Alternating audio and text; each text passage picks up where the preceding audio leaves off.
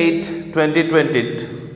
অসম উচ্চতৰ মাধ্যমিক শিক্ষা সংগঠনে অৰ্থাৎ আসাম হায়াৰ সেকেন্ডাৰী এডুকেশ্যন কাউন্সিলে 2020-21 বৰ্ষৰ পৰা বাণিজ্য শাখাত অৰ্থাৎ কমাৰ্চ সিস্টেমত সাবজেক্ট আৰু মাৰ্কিংৰ ক্ষেত্ৰত কিছু ধৰণৰ হালসলনি কৰে আগতকৈ এই হালসলনিখিনিত বিষয়ে মই আপোনালোকৰ কাৰণে এটি সমু ভিডিও লৈ আহিছো আপোনালোকৰ কাৰণে যাতে আপোনালোকৰ ক্লিয়াৰ হয় বস্তুটোৰ ওপৰত যে সংসদে কেনে ধৰণৰ চেঞ্জ কৰিছে আৰু মই গোটেইখিনি বিতং তথ্য দাঙি ধৰাৰ আগতে মই আপোনালোকক এটা কথা ক'ব বিচাৰিছো যে যি হালসলনি হৈছে সেই হালসলনিবোৰ অৰ্থাৎ চেঞ্জ ইন কমাৰ্চ সিস্টেমবোৰ will effective from this year অৰ্থাৎ প্ৰথম বাৰ্ষিকৰ ষ্টুডেণ্টৰ ক্ষেত্ৰতহে প্ৰযোজ্য হ'ব অৰ্থাৎ যিখিনি ল'ৰা-ছোৱালী এবাৰ সেকেন্ড ইয়াৰত আছে ক্লাস 12ত আছে সেইখিনিৰ কাৰণে কোনো ধৰণৰ পৰিৱৰ্তন নহয় তেন্তে উইদাউট এনি ডিলে আহকচোন আমি চেঞ্জবোৰ কি আছে আলোচনা কৰো আৰু আগতে কেনেকা আছিল হেতু মই আপোনালোকক ধুনিয়া বুজাই দিম ফাৰ্স্ট চেঞ্জটো হৈছে ফাৰ্স্ট চেঞ্জ আছিল কমাৰ্চত এটা সাবজেক্ট আছিল সেই সাবজেক্টৰ আগতে নাম আছিল বেংকিং মনত ৰাখিব সবে আগতে সাবজেক্টৰ নাম আছিল কি বেংকিং এতিয়া ইয়াক ৰিনেম কৰিলে ৰিনেম হ'ব ফাইনেন্স ইয়াক এতিয়া এই বেংকিং সাবজেক্টক কি বুলি জনাজাত হ'ব ফাইনেন্স বুলি মনত ৰাখিব there is no change in সিলেবাসত মাৰ্কিং প্যাটাৰ্ণত কোনো ধৰণৰ চেঞ্জ হোৱা নাই খালি সাবজেক্টৰ নাম বেংকিংৰ পৰা কি নাম হৈছে ফাইনেন্স বুলি ক'ব এটো হৈছে ফাৰ্স্ট চেঞ্জ সেকেন্ড চেঞ্জত এটা সাবজেক্ট আছিল commercial mathematics and statistics commercial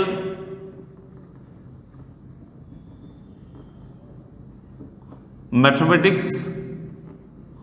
and statistics যাক আমি CMST বুলি কওঁ আগতে কমাৰ্শিয়াল ম্যাথমেটিক্স এণ্ড ষ্টেটিষ্টিক্স বুলি কওঁ ইয়াক আকৌ ৰিনেম কৰিলে ৰিনেম কৰিছে ইয়াক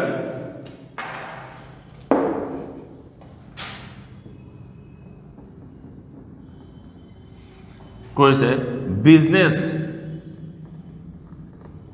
ম্যাথমেটিক্স এণ্ড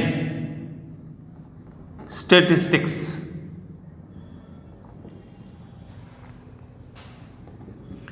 এডুক বুলি ক'ব এতিয়া আগতে আছিল কমাৰ্শিয়াল ম্যাথমেটিক্স এণ্ড ষ্টেটিষ্টিক্স বুলি কৈছিল আগতে অৰ্থাৎ ইয়াক আছিল CMST আৰু এতিয়া বিজনেছ ম্যাথমেটিক্স এণ্ড ষ্টেটিষ্টিক্স এটো মনত ৰাখিব ইফেক্টিভ মই আকৌ লিখি দিছো ইফেক্টিভ ফ্ৰম 2020 to 2021 অৰ্থাৎ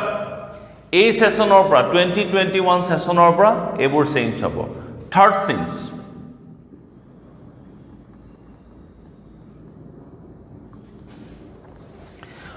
চেঞ্জটো কমাৰ্চ সিস্টেমৰ ক্ষেত্ৰত দুটা মেইন কোৰ সাবজেক্ট আছিল হেতু হৈছিল একাউন্টেন্সি আৰু বিজনেস স্টাডিজ বিজনেস কনভাৰ্ট কৰি দিয়া আছে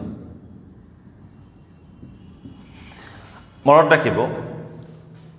একাউন্টেন্সি আৰু বিজনেস স্টাডিজ আগতে কম্পালসৰি সাবজেক্ট আছিল but now both the subject has been converted into elective subject লৈ convert কৰি দিছে first change banking will be known as finance second change commercial mathematics and statistics renamed as business mathematics and statistics third change accountancy and business studies these two subjects আগতে আছিল আমাৰ compulsory subject এতিয়া তাক কি কৰি দিছে elective subject কৰি দিছে আৰু সকলোতকৈ গুৰুত্বপূৰ্ণ চেঞ্জটো হৈছে মাৰ্কশিটৰ ক্ষেত্ৰত আগতে আমাৰ যিবোৰ মাৰ্কশ্বিট আছিলে সেই মাৰ্কশ্বিটবোৰত আমি কি প্যাটাৰ্ন আছিলে আৰু এতিয়া নতুনত কেনেকৈ মাৰ্কিং সিস্টেম কৰিব মই এতিয়া আপোনালোকক বুজাই দিছো নিউ ষ্ট্ৰাকচাৰত মানে মাৰ্কশ্বিটৰ ক্ষেত্ৰত কি হ'ব ইন টাৰ্মছ অফ মাৰ্কশ্বিট যেতিয়া কমাৰ্চ ষ্ট্ৰীমে ষ্টুডেণ্টে 2021 চনত ফাইনেল পৰীক্ষা দিব তেতিয়া কেনেকুৱা ধৰণৰ মাৰ্কশ্বিট পাব তেওঁলোকে সবে মন কৰিব কোৰ সাবজেক্টৰ ক্ষেত্ৰত সেম আছে ইংলিশ আৰু এমআইএল এণ্ড অলটি আছে এমআইএল আমাৰ আসামিজ বড়ো বেংগলী জুনে যি লয় বা অলটি ল'ব পাৰে আচ্ছা ঠিক আছে এতিয়া এই ইলেক্টিভ সাবজেক্টৰ ভিতৰত এই গোটেইবোৰ সাবজেক্ট আছে accountancy business studies economics computer science salesmanship advertising insurance finance economic geography Business Mathematics and Statistics, Entrepreneurship Development, Multimedia and Web Technology, and normal amar jitu Mathematics, hetu lobo pare commerce lora choli. Okay. Etia notun koi ki korise? Commerce system or lora choli karone. Etia ami agote amar normal basis ot ki asile? Ami iar pora jikono subject select koribo paru ami. Kintu etia accountancy or business studies commerce সিস্টেমৰ ল'ৰা-ছোৱালীৰ কাৰণে এই দুটা subject লবই লাগিব একাউন্টেন্সি আৰু business studies এই দুটা সাবজেক্ট লব লাগিব আৰু ইয়াতে 5 মাৰ্কো কৰিব লাগিব কি পাব লাগিব ইয়াতে 5 মাৰ্ক পাব লাগিব আৰু বাকি যি সাবজেক্ট আছে এইখিনিৰ পৰা একেলৈ যিকোনো দুটা সাবজেক্ট তুমি সিলেক্ট কৰা যিকোনো দুটা সাবজেক্ট তুমি সিলেক্ট কৰিব পাৰা ধৰি লওক যিকোনো এজন ষ্টুডেন্টে ইকোনমিক্স এণ্ড ফাইনেন্স সিলেক্ট কৰিলে সবে মন কৰিব কমাৰ্চ সিস্টেমৰ ল'ৰা-ছোৱালীয়ে একাউন্টেন্সি আৰু বিজনেস স্টাডিজ পঢ়িবই লাগিব আৰু সিহঁতে দুইজনে পাস কৰিব লাগিব তাৰ পিছত আৰু দুটা সাবজেক্ট ইয়াৰ পৰা ল'ব পাৰে ইচ্ছা কৰিলে এটা সাবজেক্টটো ল'ব পাৰে বেটাৰ অপচন দুটা ল'ব লাগে হঠাৎ কাৰণ পৰীক্ষা যদি ইকোনমিক্সে ল'লা যদি ইকোনমিক্সটো বেয়া হৈ যায় তেতিয়া প্ৰবলেম আহি যাব পাৰে গতিকে দুটা সাবজেক্ট সিলেক্ট কৰি লোৱা তে তোমাৰ সাবজেক্ট কিমান হ'ল ইংলিশ হৈ গ'ল অলটি হৈ গ'ল বা আসামিজ হৈ গ'ল 1 2 3 4 5 6 ছটা হৈ গ'ল আচ্ছা আগতে কি কৰিছিলে আগতে যেতিয়া মাৰ্কশিট দিছিলে এই দুটা মাৰ্ক কম্পালসৰি এটা যোগ কৰে আৰু এই দুটাৰ পৰা যেটো বেছি হয় হেতু যোগ কৰি দিয়ে তাৰ মানে একাউন্টেন্সি আৰু বিজনেস স্টাডিজ মাৰ্কিংৰ ক্ষেত্ৰত কম্পালসৰি আছিল আৰু এই বাকি দুটাৰ পৰা যিকোনো যেটো বেছি হাইয়েস্ট পায় হেতু লৈ লয় কিন্তু এতিয়া নতুন যেটো চেঞ্জ কৰিছে সেই চেঞ্জৰ মতে সদায় মনত ৰাখিব বেস্ট অফ 3 কাউন্ট কৰিব কি কাউন্ট কৰিব